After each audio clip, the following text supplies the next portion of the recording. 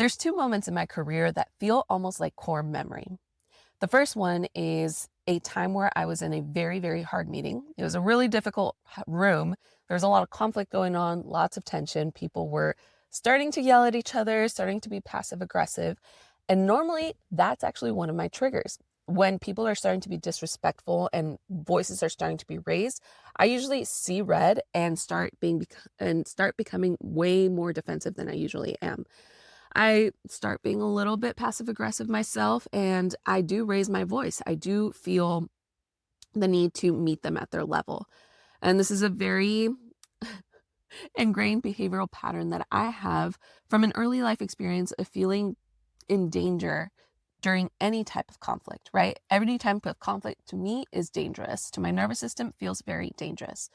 So I had a really hard time being in meetings where conflict arised often. And unfortunately, I was in a very difficult program where this happened often. So what I used to do is I'd lower the volume if I was on a Teams meeting, and I'd try to sit back and try to not hear the yelling and try to hear the voices. But that was holding me back because I almost froze and I would essentially stop being part of the conversation. So what I started doing is trying to feel steady in these moments. So I tried to work on that a lot. And what surprised me during this very specific meeting was that none of it triggered me, that I held steady, that I felt calm, I felt grounded, I felt a sense of equilibrium.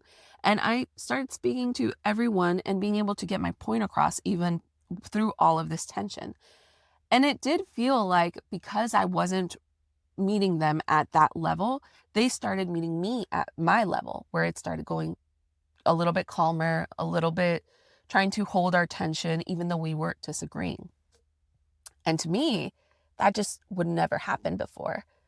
That was just something that just didn't happen to me before. I felt very proud of myself in that moment that I didn't feel triggered, and then I was able to just sit there and stay grounded. I almost didn't recognize myself.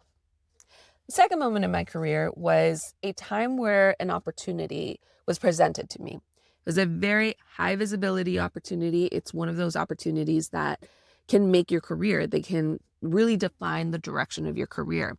You're not just going into leadership, but you're actually going to go into like strategy, like C-suite kind of strategy.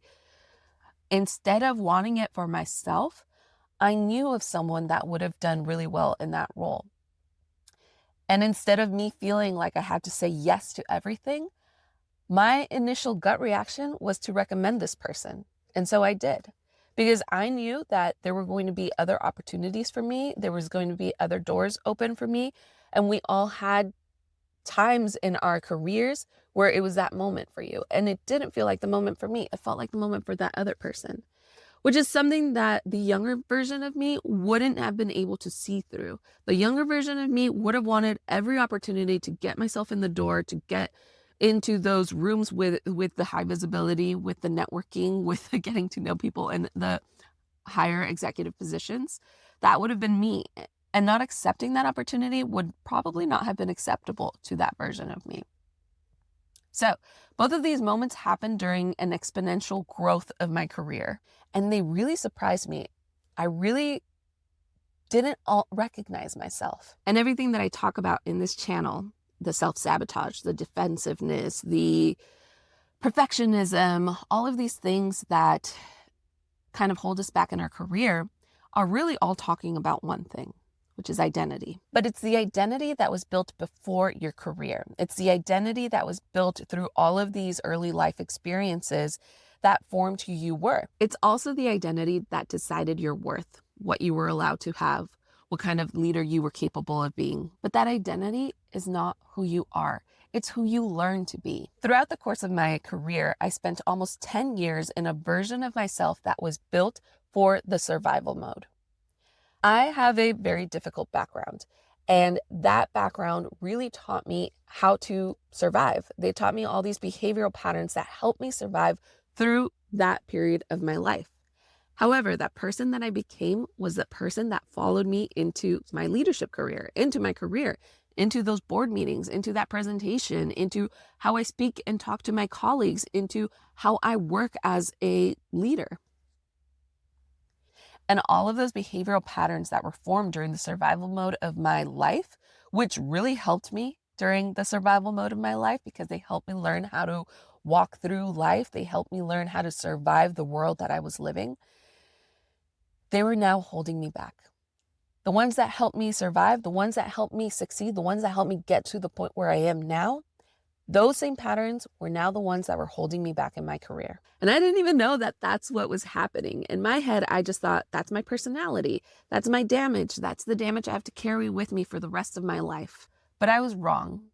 I don't know where along the trajectory of my upbringing, I somehow thought that your personality, your character traits, your identity was a static thing, but it's not. It's 100% not. And it's the reason sometimes you don't relate to people from your early life. It's the reason you don't remain friends with your childhood friends. Sometimes you outgrow an identity that no longer matches the world that you used to live in. But I didn't realize that early on in my career. I thought being authentic, being myself, engaging and bringing up that version of me that was in survival mode meant that I was being authentic. And the best way to live life was to be authentic. But it was sabotaging me. It was putting me in situations that held me back in my career. So here's how I like to think about it. There's a framework underneath everything that I talk about in this channel, even though I haven't really named it yet. The first part I like to call as being forged. I'm a huge Mandalorian nerd. I forced my husband and my baby to dress up as the Mandalorian and Grogu. It was adorable. But what I mean by it is essentially you were formed by the circumstances of your life. You were formed by the early life experiences that you had, or even that you didn't have. All those early life experiences that made you who you were, that at one point was something really good because it helped you survive, that formed all of those behavioral patterns, that's who you were forged into. You didn't have a lot of control over this. I mean, you weren't the one raising you. You weren't the one exposing you to these experiences. You didn't have a lot of control over it up to a certain point, right? And I want to be careful because not all of it are things that hold you back in your career. A lot of it are really good things, are really good character traits that make you you. And you shouldn't let go of those things. For example, yeah, I have a really traumatic background, but for some reason that made me extremely resilient. I work really well under pressure. I take stress very well. I can take on more than most people can. I'm also extremely efficient because I learned how to work since I was very, very young. So a lot of those things that do make me, I want to keep for myself. But the things that were formed from these early life experiences that helped me survive and that were good to a point that are now holding me back, I potentially don't even know that I'm doing them, right? Behavioral patterns that were formed from these early life experiences become almost your subconscious behavior. They become habits, really. And sometimes you're not even aware that you're doing them. Because a lot of the time, it's your subconscious that's in control and not your conscious. So what does that mean? For example, I can tell myself all day long, I want to be confident, I want to speak up in meetings, and I want to tell my opinion and defend my opinion as much as I want, right? That's what my conscious wants to do. That's what I want to do in a meeting, in any type of situation at work. What is happening is that my subconscious takes over during a meeting, and instead of speaking up, feeling confident, I shrink. I have a fear of speaking up. My hands shake, my voice shakes, my face flushes. I get really nervous. My nervous system has taken over without me having any control over it. My conscious mind does not have control over this. I can't tell my body, stop doing that. You're safe. Stop feeling nervous. You're safe. I can't consciously tell my nervous system to do that. It's all very subconscious. So all of these behavioral patterns that you use to adapt to a world that you used to live in are no longer serving you. But unfortunately, your nervous system learned them really, really well. So it's not just the behavioral patterns that come with you into your career. It's not just you know, the perfectionism. It's not just the defensiveness that come with you, but your nervous system has these patterns ingrained in it as well. So as much as it's a mental exercise, it's also a very physical one. And so that gets me to the next part that I like to call reclamation. Essentially, this is where you start recognizing those behavioral patterns and you start saying, I want to change those. I want to change that character trait, that personality trait, that thing that everyone sees me as being an introvert or being shy or whatever it is. I want to change that. I no longer want to be aligned with that version of me. And this is where you reclaim your power. So the way that you do that is first defining and identifying a lot of things about you, defining the behavior pattern that you want to change. What is it that you actually want to change? Defining that feeling, the nervous system, the physical reaction that you have, and then defining the story that is aligned with that behavioral pattern, that experience that is aligned with that behavioral pattern. So again, I'm going to bring up my example. I was very terrified of speaking up in meetings.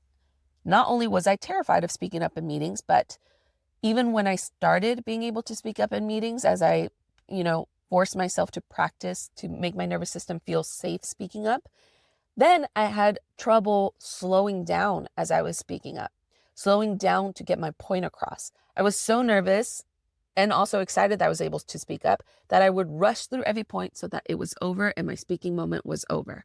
So now what I'm actively actually working on is trying to slow down so that I'm effective in communicating my message and that I'm okay with taking up the space, the time that it takes for me to get my point across.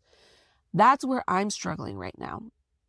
Yeah, I speak up in meetings often. I'm pretty good at it. You have to be if you're in leadership like I am. But my issue is now in the being able to feel safe in speaking in that time and taking my time and not feeling like I'm wasting anybody's time. So that's the behavioral pattern, right? My nervous system reaction is still the same. When I'm speaking, I start feeling a rush. I start feeling my heart going faster. I can feel it in my throat. My hands no longer shake. I'm still pretty good at pretending to feel confident and pretending like I'm calm and grounded. Yet internally, I'm not quite there yet. I'm working on it still. And so that's my nervous system reaction. That's the physical reaction. The story that's aligned with it. That one's very easy. Two things. First one, being an immigrant, being thrown into a school where the language is different. I feel like I don't belong. I feel like an outsider.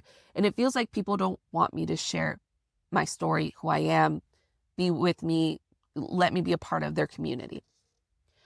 The second one is I had a very reactive parent. So anytime you had a differing opinion in my household, it was dangerous because that parent would have a very strong reaction, negative reaction.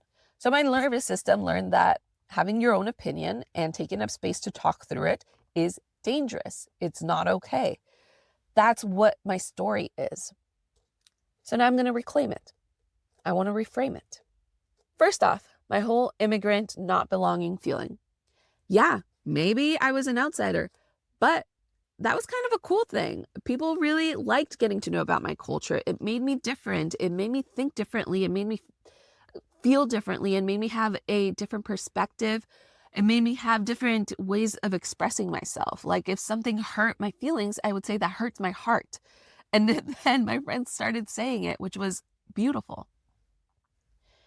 The other thing about my parent being reactive, yes, it sucked. And it taught my nervous system that speaking up was dangerous.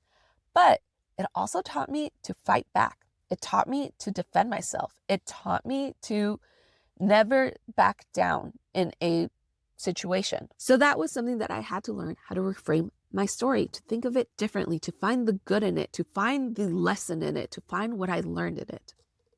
The next step is to teach my nervous system that it is safe, that it is no longer in danger. And you do this incrementally, slowly, little by little. Like I said, I'm no longer afraid of speaking up, but because I put myself in many situations where I showed my nervous system that speaking up wasn't dangerous.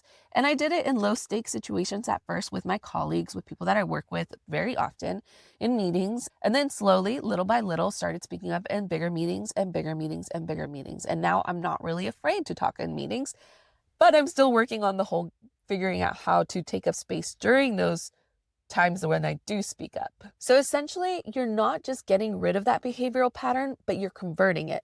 You're the alchemist of your own life. Go figure out what it is for you. There's this other case study that I saw in a book, and it's essentially this person who is new to the C-suite, right? And they had a similar problem as I did, where they had a hard time speaking up and defending their point, and they would just go along with it, with what the rest of the C-suite wanted to do, even when she thought she had the better strategy. And it turns out that it came down to, because she was from a small town where white collar work was seen as weak and physical work was seen as the better type of work.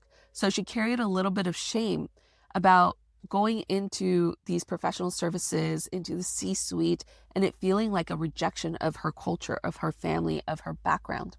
So she had to work through that in order to get to a point where she could actually feel comfortable with herself, feel grounded with herself, feel aligned with herself. And that helped her start speaking up and start being the better COO.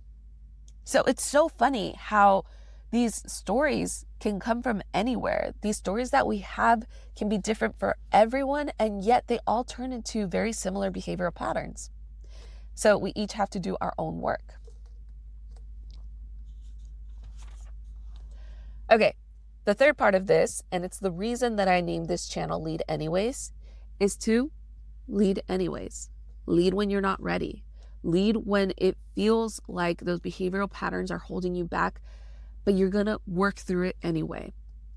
Just because there's these things that are self-sabotaging doesn't mean that you're not going to go after that promotion, after that leadership role, after whatever is next in your career. You're going to do it. You're going to do it anyways. You're going to do it despite all of these things holding you back, because you're going to work through them. Because I promise you, well, that's going to suck. Hopefully the sun isn't too much in your eyes. I might have to do it anyways. Okay. Because I promise you that the change that happens from this is going to transform your career. I know, because I lived it, and I know it kind of sounds too good to be true, but I lived it. This is literally my experience. Your team is going to feel safer around you. They're going to start trusting you more. You're going to be more influential. You're going to be able to make better decisions, even with not the full picture, but you're going to be able to either make better decisions or be more decisive, which is still better than being unable to make decisions. There's so many good things that come out of this type of work. And you'll start seeing that when you do this internal work, opportunities start finding you. You stop fighting so much against yourself, or putting all of that energy that you used to be putting into fighting yourself, your own humanity, or reworking your own humanity. And you start putting that energy into the work, which in turn brings opportunity to you. Okay, my train is here, so I got to hurry up. I didn't do an outro. So if any of this is landing with you, or you're recognizing yourself in any of this, I just want you to know that that gap between who you are right now and the ideal leader that you want to become is so closable. And if you're ready to do the work, there's a link down in my description. And if you're not, just keep watching the videos. Everything I talk about on this channel is about doing this type of work. I love you so much. Subscribe if you haven't yet, and share this with someone who needs to hear it. Love you guys. Bye.